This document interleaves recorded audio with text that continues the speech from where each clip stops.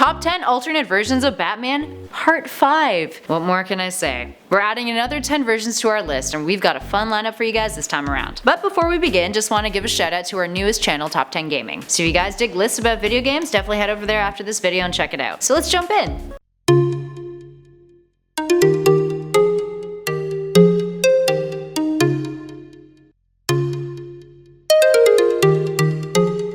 And at number 10 is Injustice Batman. Starting this list off with a Batman pretty similar to the original, we have the Batman of the Injustice universe. After the Joker tricks Superman into killing Lois Lane and their unborn child, Supes kills the Joker and starts a fascist regime where he's the High Counselor. So of course Batman ain't cool with that, and he needs to establish an insurgency against Superman's regime, causing a war to happen. So this Batman works with Lex Luthor, who's a mole in Superman's regime, and they discover an alternate universe, the regular timeline, and teleport the heroes of that timeline over to help. And at number 9 is Batman I Joker. This 1998 story takes place in a futuristic Gotham City that has been overtaken by a Batman cult, worshipping his descendant known as the Bruce. Challengers who want to usurp Batman arise annually to do so, and the Bruces turn people off the street into Batman's old enemies, with their memories included. One of these people, a man named Joe Collins, has been turned into the Joker, but still maintains his old memories, and along with his friend Myra, they sneak into the original Batcave, steal a Batsuit, and eventually kill the Bruce, taking over as the new Batman and Robin. And at number 8 is Christopher Nolan's Batman. Batman has seen many a cinematic adaptation.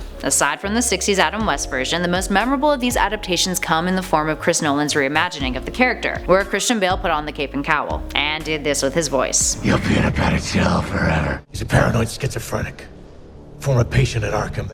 Drop the gun. The Dark Knight was one of the most critically acclaimed films in 2008, featuring the late Heath Ledger playing the Joker, and gave us an insight as to what a realistic gritty Batman would truly be like. And at number 7 is Paladin. So while this one isn't entirely an alternate of Batman, it's an alternate of Bruce Wayne, and the hero he becomes. So the trickster god Anansi creates a new timeline in Justice League of America Volume 2 number 25, where Bruce and his parents don't see the Mark of Zorro since it's sold out. Instead, they see a western film. The mugging happens, his parents are killed, and this time around Bruce picks up the mugger's gun and kills the mugger. He then becomes Paladin, a gunman who isn't afraid of killing criminals. And number 6 is the Mobius Chair Batman, from Justice League Darkseid War. Taking plot armor to a whole nother level, this Batman is the occupant of the Mobius chair, which basically makes him a god. After the Justice League takes on Darkseid and defeats him, many of the heroes have been given godlike powers. For example, the Flash is bonded to the Black Racer and is now the god of death.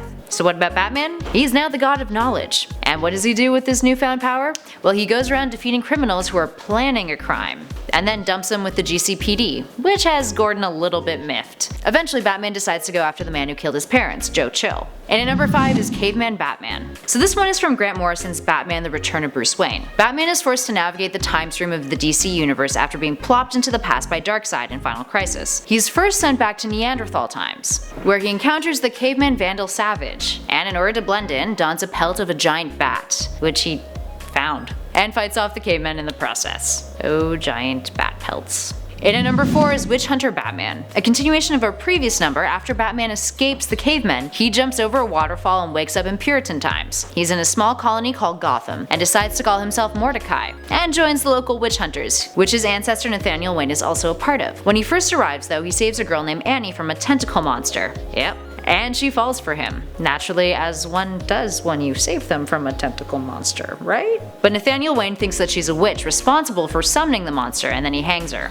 And at number 3 is the Batman of Zur-En-Arrh. Appearing in Batman 113 in August 1958, this Batman is an alien from the planet Zur-En-Arrh who takes up the cape and cowl, donning red, yellow, and purple as his dominant suit colors. Zur-En-Arrh is located in a star system far from yours, he tells our Earth's Batman, who he's brought to his planet in order to have his aid in fighting giant robots. Cool part is that when our Earth's Batman is on the planet, he develops Superman-esque powers. The Batman of Zur-En-Arrh has actually made appearances in modern age comics as well, along with Batmite as his buddy. In at number 2 is Batman from the Golden Streets of Gotham. This one comes from the memory of an aging thespian Robert Grayson as he's being interviewed about the Industrial Revolution's workers' hero, a man who went by the name of Batman. This Batman is Bruno Vankow, a laborer, specifically a railroad worker, whose parents die in a factory fire similar to the Triangle Shirtwaist Factory fire. Inspired by this and the terrible working conditions of the lower class citizens in Gotham, Bruno becomes a bit of a Bat Robin Hood, stealing from the rich and giving to the poor. And finally, in number 1 is the Arkhamverse Batman. Same hero, different platform. Over the course of several games, players get to try the cape and cowl on for size as they experience the best of the worst from Batman's rogue gallery. In Arkham Asylum, he takes on the Joker, jacked up with venom. In Arkham City, he faces off against Hugo Strange in a new super prison encasing the decaying urban slums of Gotham City, and ultimately clashes with the Joker again in one of the best video game narrative arcs in the DC universe. Then we've got Arkham Origins and Arkham Knight, with the latter allowing you to hustle around in the Batmobile. Alright, there we have it, friends. Did your favorite Batman make the list? What do you think of the 50 Batmans that we've included in all of our parts so far? Let us know in those comments below, and as always, if you liked the video, make sure you hit that like button and subscribe. I've been Kelly Pally for Top 10 Nerd, and I'll catch you guys in the next one.